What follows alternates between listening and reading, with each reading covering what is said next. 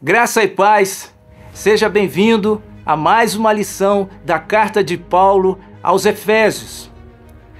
Na lição anterior estudamos a prática do propósito de Deus na vida moral, do capítulo 4, do verso 17 ao verso 32. Naquela ocasião, nós vimos as orientações de Paulo a respeito do nosso andar anterior. Andando em trevas, havia um velho entendimento e por isso um velho comportamento. Naquele entendimento, andávamos na vaidade dos nossos pensamentos. Tínhamos o nosso entendimento obscurecido e andávamos em ignorância espiritual. E por causa da dureza do coração, na incredulidade, isso produzia um comportamento em que estas pessoas andam alheias à vida de Deus. São insensíveis ao pecado e estão entregues a toda sorte de dissolução e impureza. Mas Paulo nos orientou em Efésios capítulo 4, verso 17. Digo, e no Senhor testifico, que não andeis mais como também andam os gentios. Neste velho entendimento e neste velho comportamento. E no versículo 22, ele diz, no sentido de quanto ao trato passado, vos despojeis do velho homem que se corrompe segundo a concupiscência do engano. E Paulo nos orienta a uma renovação e ao revestimento. Há um novo entendimento no versículo 23, e vos renoveis no espírito do vosso entendimento. E há um novo comportamento no versículo 24, e vos revistais do novo homem, criado segundo Deus em justiça e retidão, procedentes da verdade. Nesta lição, prosseguiremos o estudo da prática do propósito de Deus pela igreja na vida moral. Agora no capítulo 5, do verso 1 ao verso 20. Algumas reflexões surgem com esta lição. Como imitar a Deus? Como andar em amor? Como andar na luz? Como andar em sabedoria e como andar na plenitude do Espírito Santo. Em Efésios, capítulo 5, verso 1, Paulo nos diz: sede, pois, imitadores de Deus, como filhos amados. Paulo nos orienta que devemos imitar a Deus. Vivemos numa sociedade em que temos poucas referências boas para imitarmos. Faltam referências. E Paulo nos orienta que a nossa referência de comportamento, como filhos de Deus, é que devemos imitar a Deus. Mas como fazer isso? E Paulo nos orienta nesta lição, neste capítulo, que podemos fazer isso de 4 formas.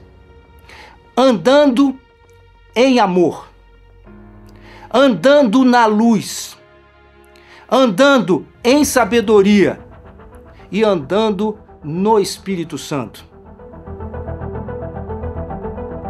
Primeiramente, andar em amor.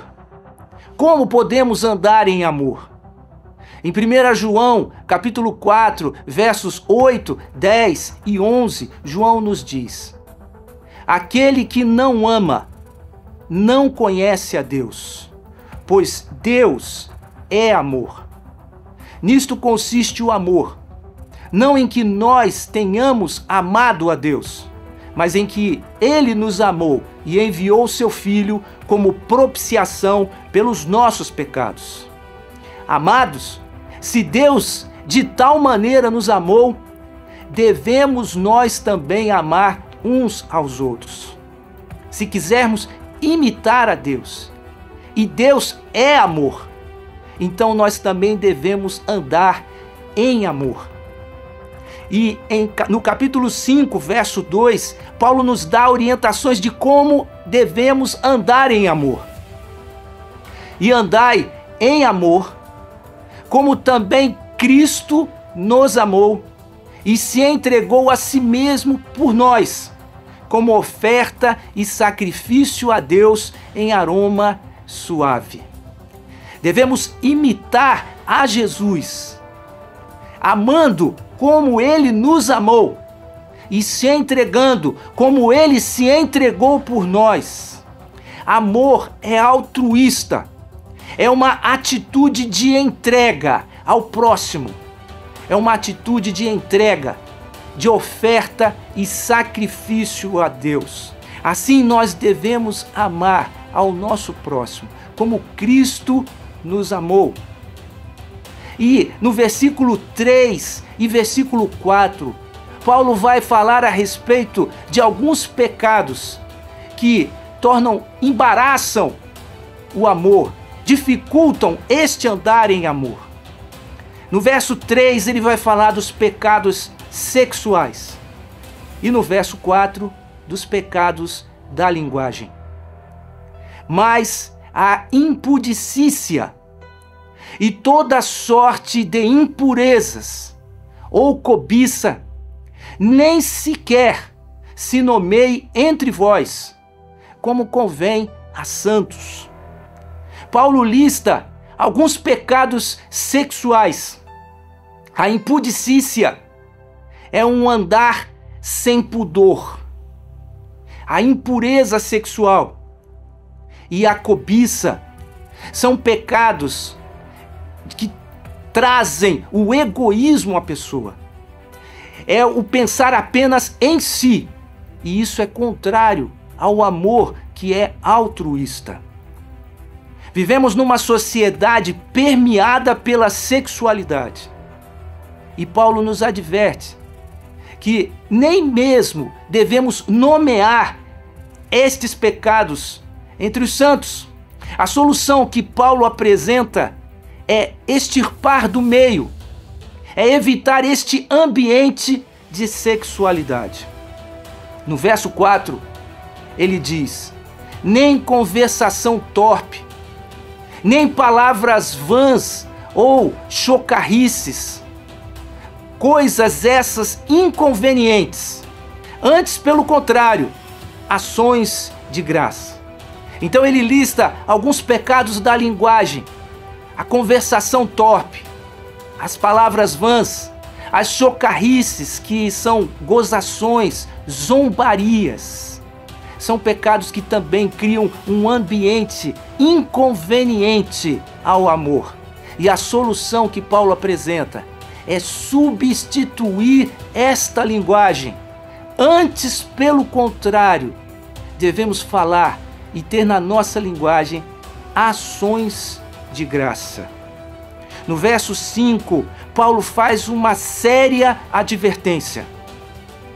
Sabei, pois, isto: nenhum incontinente, ou impuro, ou avarento, que é idólatra, tem herança no reino de Cristo e de Deus. Ele faz uma séria advertência a respeito desta lista de pecados. O incontinente é aquele que não tem domínio próprio, impuro e avarento. Então Paulo nos adverte, e não somente em Efésios, mas em 1 Coríntios, capítulo 6, do verso 9 ao 10. Em Gálatas, capítulo 5, verso 21, Paulo lista, não de forma exaustiva, alguns pecados. E ele nos adverte: ou não sabeis que os injustos não herdarão o reino de Deus? Não vos enganeis. Eu vos declaro, como já outrora vos preveni, que não herdarão o reino de Deus os que tais coisas praticam. A segunda forma que nós podemos imitar a Deus é andando na luz. Em 1 João, capítulo 1, verso 5 e verso 6, João nos diz: ora, a mensagem que da parte dele temos ouvido e vos anunciamos é esta, que Deus é luz e não há nele treva nenhuma. Se dissermos que mantemos comunhão com ele e andamos nas trevas, mentimos e não praticamos a verdade. Devemos andar em amor, porque Deus é amor. Devemos andar na luz, porque Deus é luz. Não é possível ter comunhão com Deus e continuar andando em trevas. Como podemos andar na luz? A nossa sociedade, ela procura resolver o problema do pecado. Existem duas opções. É possível remover o pecado da sua vida ou remover a culpa do pecado. E é isto que a sociedade tem buscado, fazendo com que o pecado não seja grave, ou que o pecado deixe de ser pecado. E assim, removendo a culpa, pensa-se que o problema está resolvido. Mas não está. No verso 6 do capítulo 5, Paulo diz: ninguém vos engane com palavras vãs, porque por estas coisas, a incontinência, a impureza, a avareza, vem a ira de Deus sobre os filhos da desobediência. No verso 7, Paulo prossegue dizendo: portanto, porque por estas coisas vem a ira de Deus sobre os filhos da desobediência, não sejais participantes com eles. Pois outrora erais trevas, porém agora sois luz no Senhor. Andai como filhos da luz. Paulo destaca que nós não devemos ser participantes com eles, os filhos da desobediência, nessas obras das trevas. Não ser participante é não tomar prática, não tomar parte, não praticar junto com os outros aquelas obras. Mas não somente isso, Paulo fala no verso 9 e 10, porque o fruto da luz consiste em toda bondade e justiça e verdade, provando sempre o que é agradável no Senhor. Andar na luz é produzir frutos de bondade, de justiça, de verdade, praticando aquilo que agrada a Deus. Em Mateus capítulo 5, do verso 14 ao 16, Jesus nos diz: vós sois a luz do mundo. Não se pode esconder a cidade edificada sobre um monte, nem se acende uma candeia para colocá-la debaixo do alqueire, mas no velador, e alumia a todos os que se encontram na casa. Assim brilhe também a vossa luz diante dos homens, para que vejam as vossas boas obras e glorifiquem o vosso Pai que está nos céus. No verso 11, Paulo prossegue dizendo: e não sejais cúmplices nas obras infrutíferas das trevas. Aqui Paulo reforça mais um ponto. Além de não praticarmos, agora devemos não ser cúmplices. E ser cúmplice é apoiar, é colaborar. Então não devemos apoiar ou colaborar com as obras infrutíferas das trevas. Antes, porém, devemos reprová-las, porque o que eles fazem em oculto, o só referir-se é vergonha. Então, para andarmos na luz, não devemos praticar estas obras, Não devemos ser cúmplices dessas obras e devemos reprovar as obras infrutíferas das trevas. No verso 13, Paulo prossegue dizendo: mas todas as coisas, quando reprovadas pela luz, se tornam manifestas, porque tudo que se manifesta é luz. Aquilo que as pessoas fazem, as obras infrutíferas das trevas, o que eles fazem em oculto, o só referir-se é vergonha, mas a luz tudo manifesta. Por isso, pelo que diz: desperta, ó tu que dormes, levanta-te dentre os mortos, e Cristo te iluminará. Assim, devemos andar na luz, porque temos uma nova vida, iluminado por Jesus Cristo. A terceira forma de imitar a Deus é andando em sabedoria. Jó, capítulo 12, do versículo 12 e 13 diz: está a sabedoria com os idosos e na longevidade o entendimento? Não. Com Deus está a sabedoria e a força.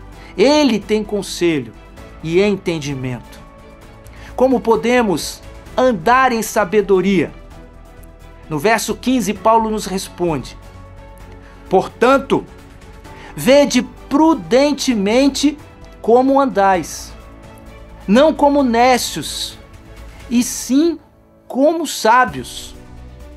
No verso 16, ele diz: e remindo o tempo, porque os dias são maus. A primeira forma de andar em sabedoria é remindo o tempo. A sabedoria está em aproveitar o tempo que temos e as oportunidades que Deus nos dá, porque os dias são maus. No verso 17 ele diz: por esta razão não vos torneis insensatos, mas procurai compreender qual a vontade do Senhor. A segunda forma de andar em sabedoria é compreendendo qual é a vontade de Deus. A sabedoria está em saber esta vontade de Deus e segui-la. Portanto, para andar em sabedoria, precisamos remir o tempo e compreender a vontade de Deus. Por último, Paulo nos diz como podemos imitar a Deus, andando no Espírito. Gálatas capítulo 5, verso 16 diz: digo, porém, andai no Espírito, e jamais satisfareis a concupiscência da carne. Romanos 8, do verso 13 ao 14 diz: porque se viverdes segundo a carne, caminhais para a morte. Mas se pelo Espírito mortificares os feitos do corpo, certamente vivereis. Pois todos os que são guiados pelo Espírito de Deus são filhos de Deus. Portanto, se queremos imitar a Deus como filhos de Deus, temos que ser guiados pelo Espírito Santo. Mas como andar no Espírito? Paulo responde no capítulo 5, do verso 18: e não vos embriagueis com vinho, no qual há dissolução, mas enchei-vos do Espírito. A orientação de Paulo é para buscarmos a plenitude do Espírito Santo. Existem algumas semelhanças e contrastes entre o vinho e o Espírito Santo. Em Atos capítulo 2, do verso 1 ao 4, relata a descida do Espírito Santo em Pentecostes. Houve uma manifestação milagrosa em que os apóstolos, os discípulos, falavam em outros idiomas e as pessoas compreendiam o que eles estavam falando. Porém, alguns zombavam, dizendo: estão embriagados. Existem algumas semelhanças e contrastes em encher-se de vinho e encher-se do Espírito Santo. Encher-se é estar sobre o controle, sobre o poder, o domínio ou a influência. Assim, uma pessoa que está cheia de vinho, está sob o controle do vinho, sobre o poder e o domínio desta bebida sobre a sua vida. Da mesma maneira, uma pessoa que está cheia do Espírito Santo está sob o controle do Espírito Santo, sobre o poder, o domínio e a influência do Espírito. Esta é a semelhança. Mas existem muitos mais contrastes do que semelhança. Encher-se de vinho provoca um comportamento de dissolução, de falsa alegria, de infidelidade, de agressividade, de descontrole e de falsa liberdade. Uma pessoa que se enche de vinho, ele não tem domínio próprio. Ao contrário disso, encher-se do Espírito é estar sob o controle do Espírito Santo. E Gálatas, capítulo 5, 22 e 23 diz qual é o fruto do Espírito. É o amor, a alegria, a paz, a longanimidade, a benignidade, a bondade, a fidelidade, a mansidão e o domínio próprio. Uma pessoa cheia do Espírito Santo, controlada pelo Espírito Santo, produz este fruto e tem domínio próprio. E não somente isso, em 2 Coríntios capítulo 3, verso 17, ora, o Senhor é o Espírito, e onde está o Espírito do Senhor, aí há liberdade, verdadeira liberdade. Portanto, não vos embriagueis com vinho, no qual há dissolução, mas enchei-vos do Espírito. Precisamos andar no Espírito. Mas como podemos andar no Espírito? Algumas características do verbo encher-se do Espírito. No seu idioma original, o verbo está no modo imperativo. Enchei-vos é uma ordem, é um mandamento, não é uma opção, não é uma escolha. O verbo está na forma plural, é para todos. Enchei-vos, não apenas para líderes, não apenas para pastores, mas para todos os crentes. Este verbo está na voz passiva, enchei-vos, deixem-se encher do Espírito Santo. Você não se enche porque deseja se encher, você deve permitir que o Espírito Santo encha e tenha controle e domínio sobre sua vida.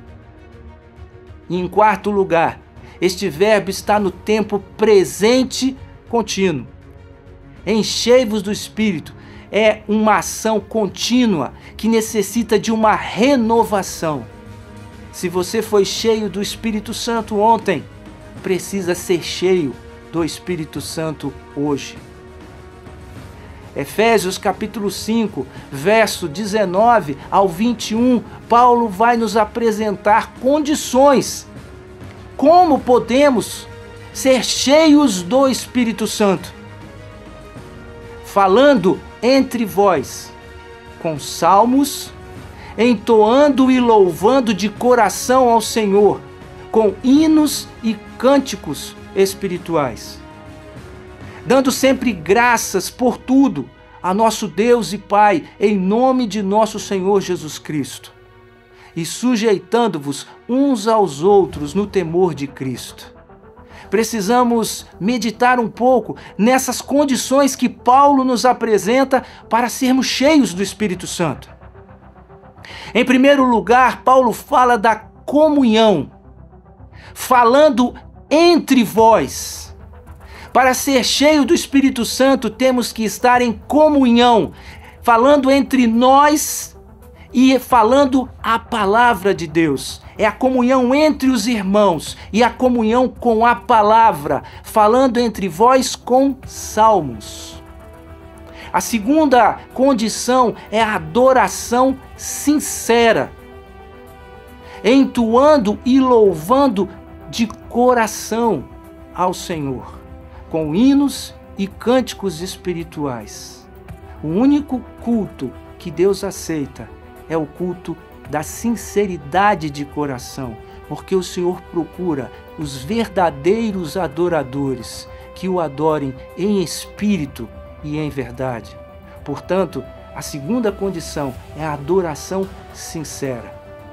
A terceira condição é a gratidão incondicional, dando sempre graças por tudo a nosso Deus e Pai, em nome de nosso Senhor Jesus Cristo.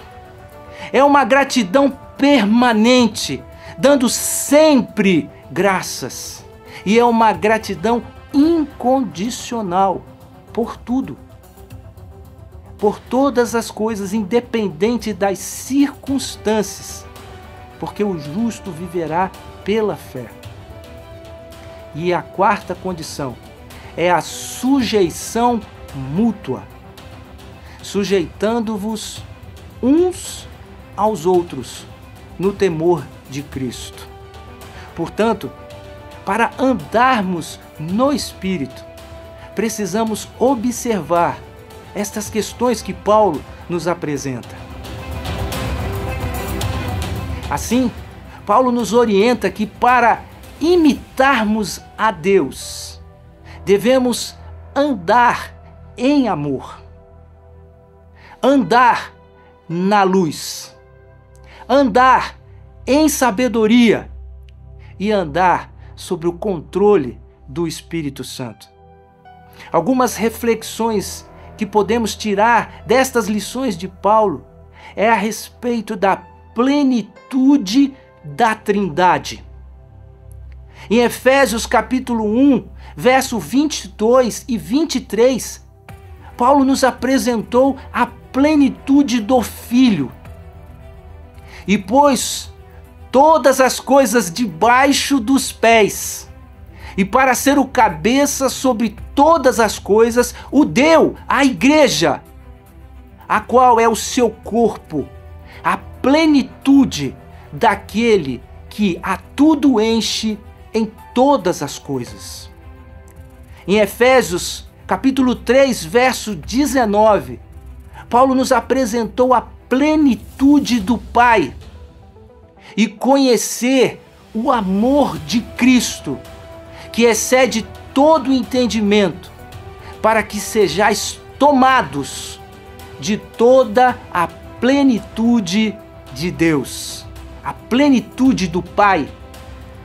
E agora, em Efésios capítulo 5, verso 18, Paulo nos apresenta a plenitude do Espírito Santo.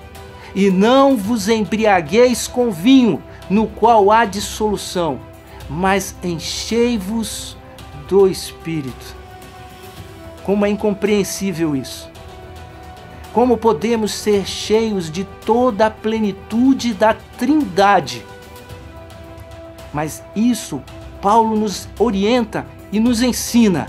Devemos ser cheios da plenitude do Filho, cheios da plenitude do Pai e cheios da plenitude do Espírito Santo. Você tem imitado a Deus?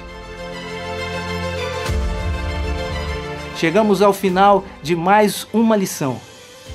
E eu convido você a estar conosco novamente na nossa próxima lição, quando estaremos falando sobre as orientações de Paulo para vivermos os nossos relacionamentos. Eu aguardo você lá.